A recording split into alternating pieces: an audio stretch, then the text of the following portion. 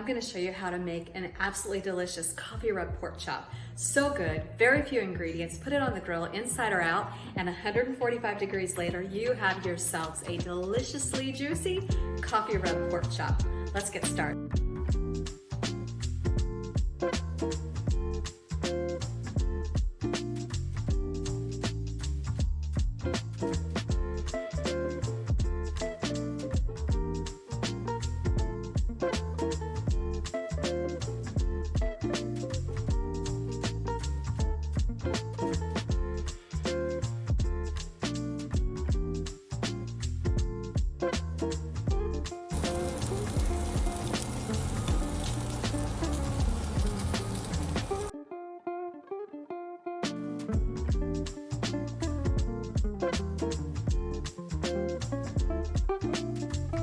All right, honey, what did you think?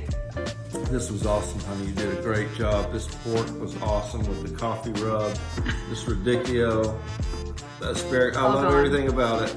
All gone. I'm gonna finish it all up right now. What'd you think, Alex?